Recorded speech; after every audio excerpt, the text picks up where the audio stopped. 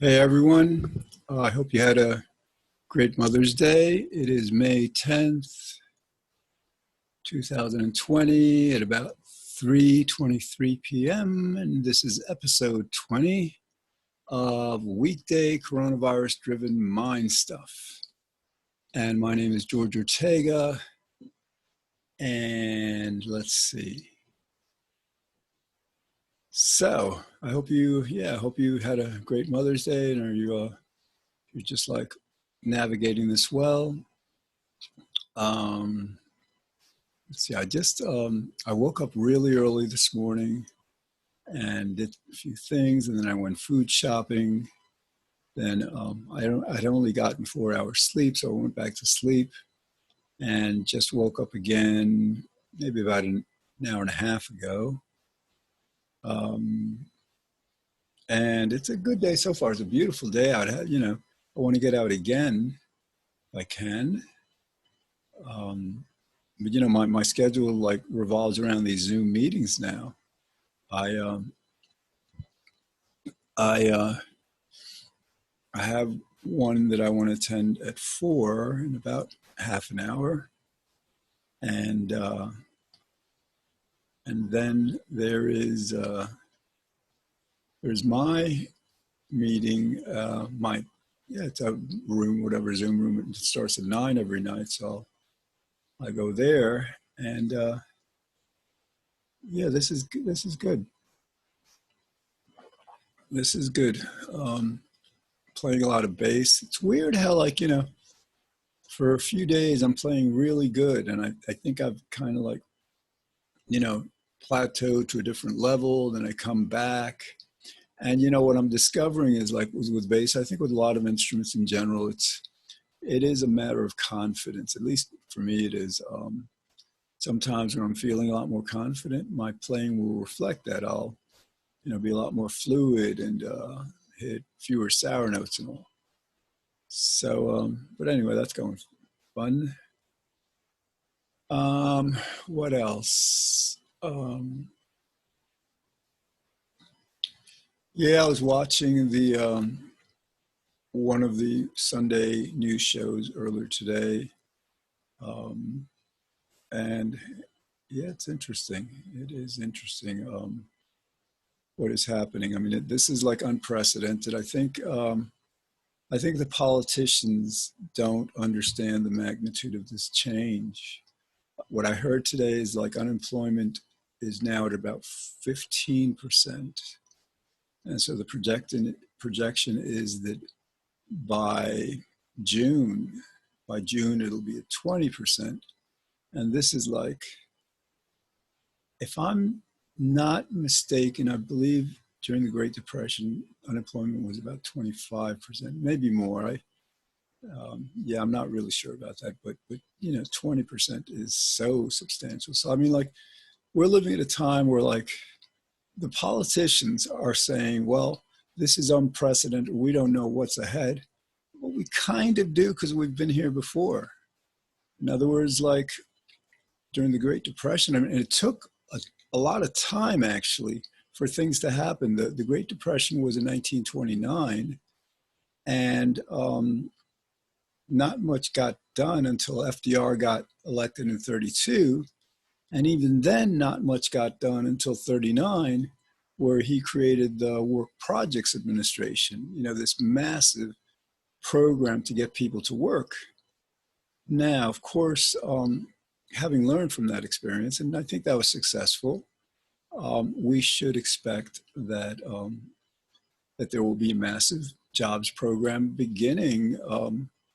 I mean, I doubt Trump will do it. He's almost definitely out in January. I mean, basically, for example, in the modern era, the economy tanked, and Jimmy Carter lost his second reelection bid.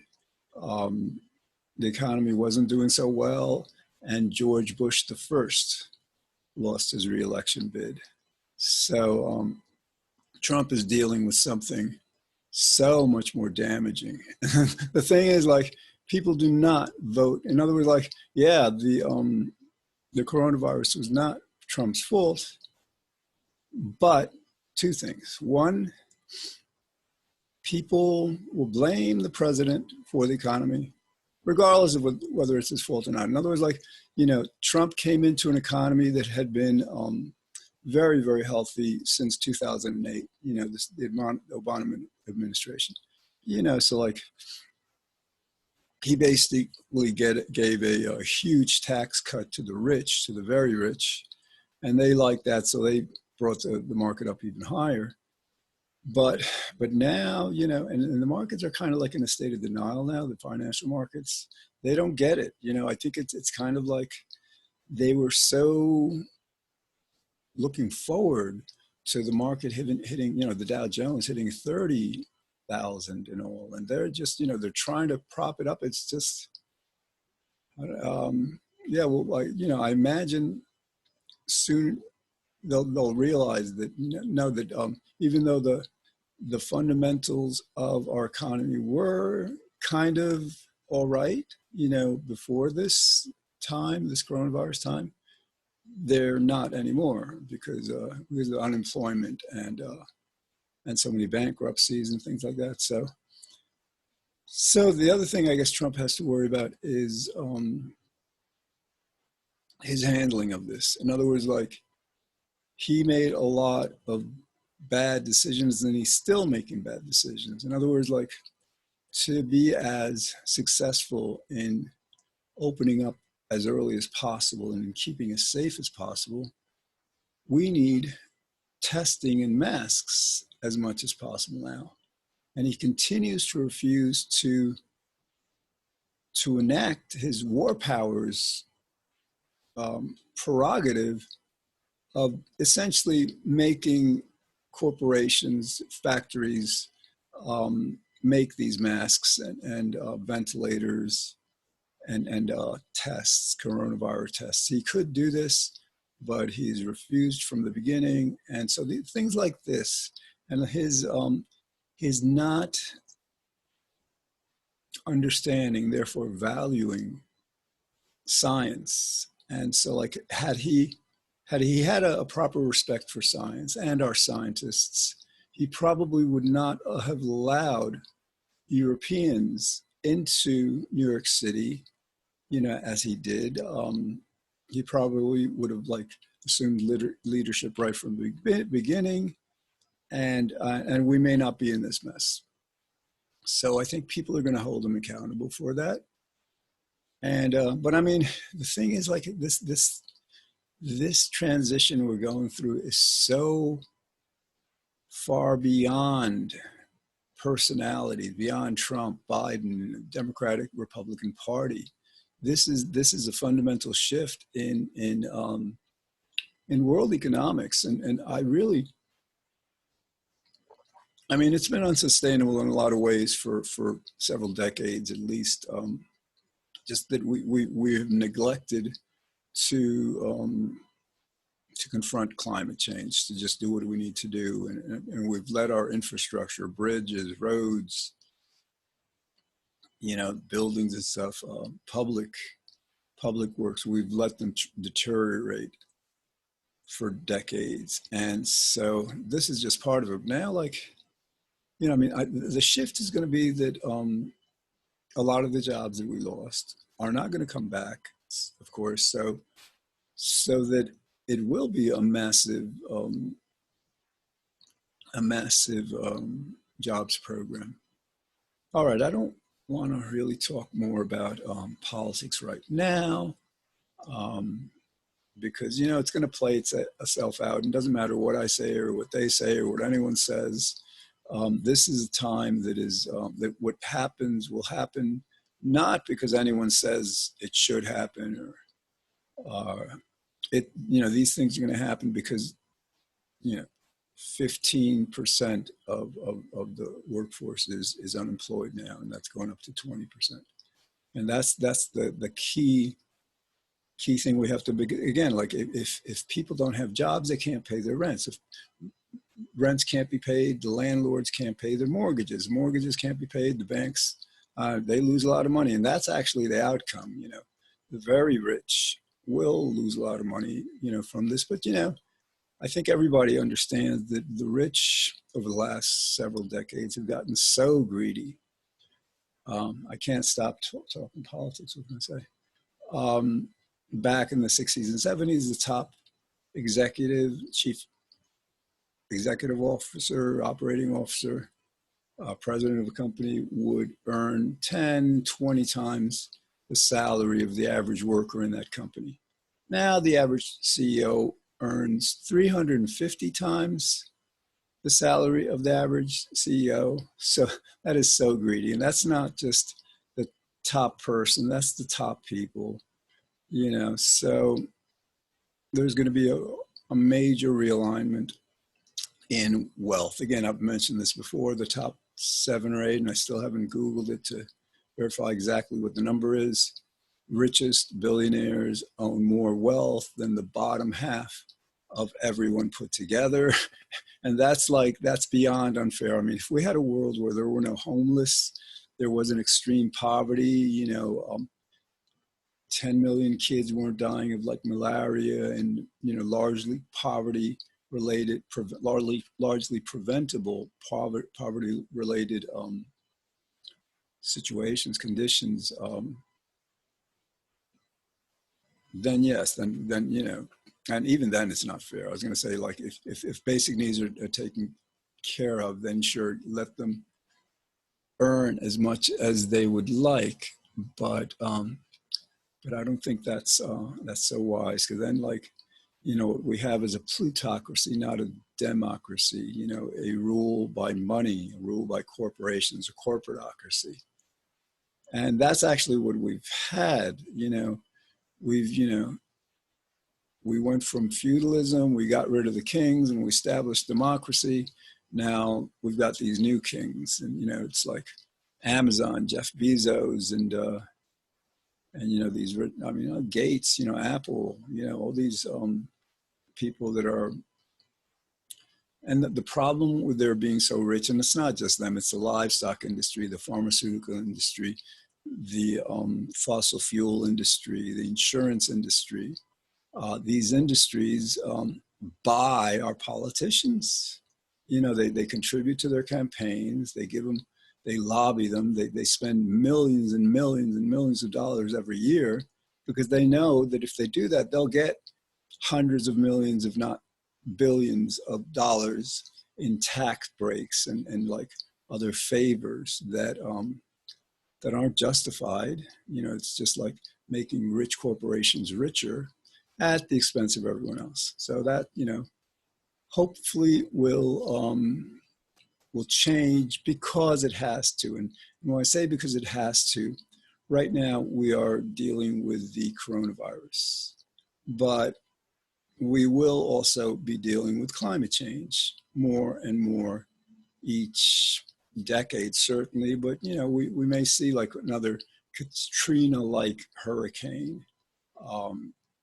We may see other effects. And again, both parties, neither party has really championed, action on climate change to any degree justified by the immensity of the challenge. I mean, like, this coronavirus is something, climate change is like coronavirus times 10. And the problem is that it happens gradually. It happens so gradually that we will only acknowledge the harm that it is caused after it's caused it. For example, and they're related, because like the top, maybe let's say the top 16, 17 hottest years on record have been within the top 20 years to the last 20 years. So the planet, the climate is getting hotter and hotter and hotter. And to relate this to coronavirus, it starts in farms, in animal farms, factory farms and local farms. But part of this is that those conditions of the heat, the hotter our planet gets, the hotter the climate is, the more likely pandemics are to develop, or like these viruses, they propagate better in very warm climates than not. So anyway, so we're moving into a new time for not just the United States, for the entire world. And yeah, I want to go into this a bit more. Might as well. And yeah, if I want to get political and stay political, that's fine. Um, and it's funny how like I keep repeating the same themes: jobs, preventing future pandemics. That is really what so much of this is about. We got to put people back to work. And that hasn't begun to happen yet because people just recently lost their jobs, But and so we've gone over that. We've got to create jobs for them. And I haven't really either read or thought much about, come up with myself, these new kinds of jobs that will need to be created for them. For example, like people are going to be feeling stress and depression during this time. So I think we're going to need a lot more therapists, mental health workers.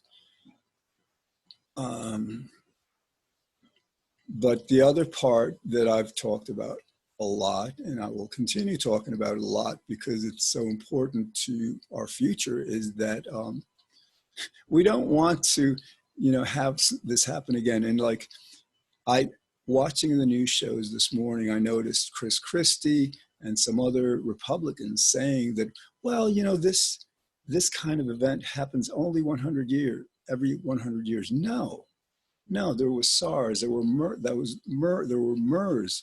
Basically, if you see a chart of viruses, right, of virus outbreaks that each of them could have potentially developed into a pandemic, you have this flattened, almost no activity throughout, let's say, most of the last 100 years. Before that, there was like, the 1918 Spanish flu. That was the last major pandemic. But so you've had this lull, but then starting in the 80s, 90s into now, you have a huge spike in these outbreaks of influenza and other and bacterial contagious diseases. For example, the media isn't really highlighting this, and I think they should, because for people who believe that this is like a 100-year event, that we're safe for another 100 years, they don't understand science. They don't understand what's been happening for the last several decades. Because, for example, in about a month and a half ago now, perhaps, there was an influenza outbreak in South Carolina, and they had to kill, I think, 30,000 chickens, who had been infected. And that, depending on the nature of the virus, we can't control the characteristics of the virus, how lethal it is, how contagious it is. It has various kinds of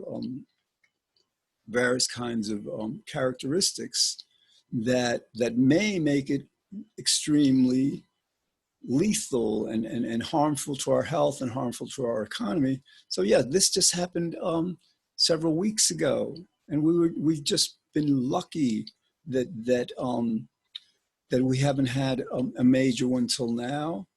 And again, you can't, if you look at the graph of these viruses over the last 100 years, it's pretty much a flat line.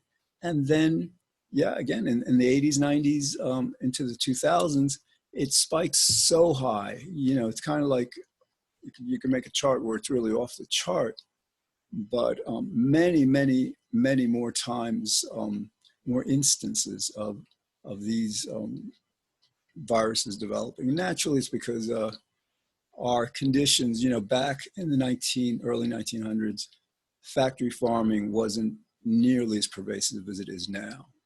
And the conditions in factory farms weren't as unsanitary as they are now. They might have been, actually, but there wasn't as much factory farming. And so yes, the answer to that, of course, is like, it's time now to invest in this new industry called cultured meat, where instead of like living in fear of the next pandemic, which we will be doing if we don't move on this quickly, and by quickly, I say, really, the next stimulus package, the one after that, we shouldn't wait until this is over for us to do what we have to do. And again, I've said it before, what we have to do is, considering that we've been spending 3, 4, we may spend as much as 8, 9 trillion dollars on this when everything's said and done. It would be the height of folly and irresponsibility, pure stupidity, for us to not spend 10 to 50 billion dollars on this new cultured meat industry. That is the only way that we're going to be safe from future pandemics. We can better prepare ourselves when this happens, to stockpile ventilators and testing kits and things like that. But, like one of the viruses that we had, I don't remember whether it was SARS or MERS, but one of them was many times more lethal than this coronavirus. So, we can't say that, like, and theoretically it's possible that a future virus could be much, much more contagious than this coronavirus. So to rely on this, containing a virus that has developed and think that that's going to keep us safe, no, the answer is not to prevent a pandemic from spreading. The answer is to prevent a pandemic from beginning. In other words, like, in a farm, whether it's a factory farm or a family farm, a bat infects a chicken, the chicken infects all the other chickens and humans, the farmers infect everyone else, and you have another pandemic. So, like, to the extent that we move meat, fish, eggs, dairy production from factory farms and the farming of animals to this new cultured meat technology, where all this, it's basically a way of growing meat in labs instead of in animals, which is like so much healthier, so much more sanitary. And that is the only way, and I really mean only way, that we're going to be safe from future pandemics. Some people think, oh, well, we can like create a vaccine. I mean, like, we're working on a vaccine for this coronavirus, but it'll probably take over a year, maybe a year and a half, maybe longer. And the problem with that people don't get is that, like, this only addresses this particular strain of virus, of coronavirus. Whereas, like, let's say we got another one, a different one in a year or 2 or 3 or 4, that vaccine that we spent so much time developing now could be completely useless. And I was talking to an epidemiologist a couple of weeks ago, and she informed me that,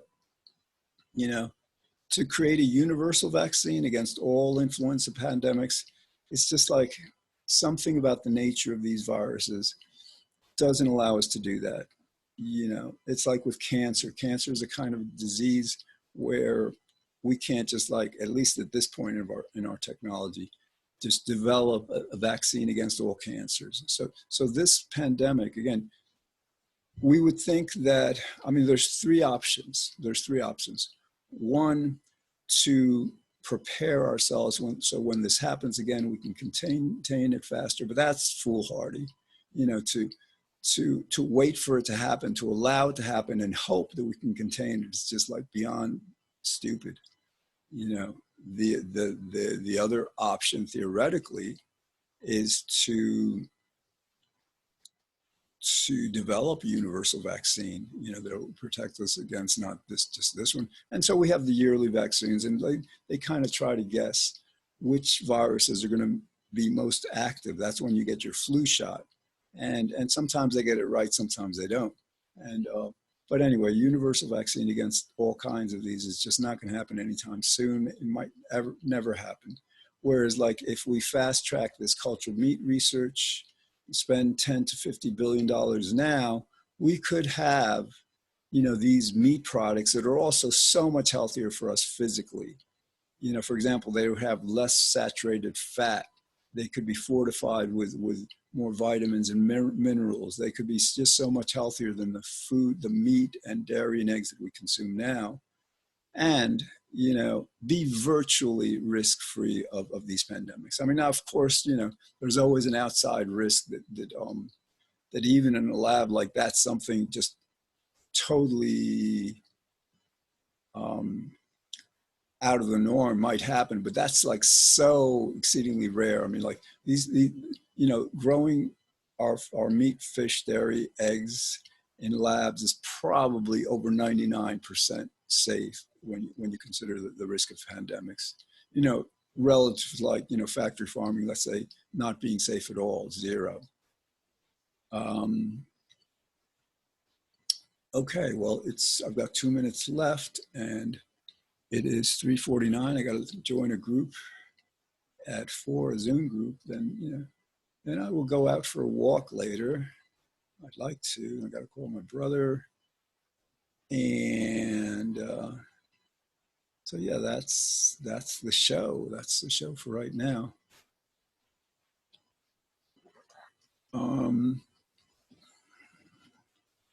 Yeah, it's going to be an interesting election season. I mean, in terms of the politics, neither party is going to have a convention, it looks like, and neither party is going to be able to like go across the country, having rallies, getting people together and all that stuff. That's not going to happen. Canvassing door to door isn't going to happen. This is a brand new territory in elections. And it's interesting, like the Democrats, I saw them on the news shows, they're looking really scared. They're looking like sheep who have been shocked into submission, really. They're just like, they're trying to sound confident, but I think they're smart enough to know that they just like, their treatment, the way they approach this, the way they continue to deal with it. Again, Trump still hasn't made these factories create coronavirus tests and ventilators and all that. So anyway, so we'll see that play out. So I hope again you had a great Sunday. This is going to tape. This is on again every Monday through Friday on channel 76, Optimum, 45 Verizon, on White Plains Community Media, 5 o'clock again Monday through Friday. So I hope you are having a good evening, and I got like 12 seconds left. Hold on. And I'll see you tomorrow night. Okay. Have a great evening. Thanks.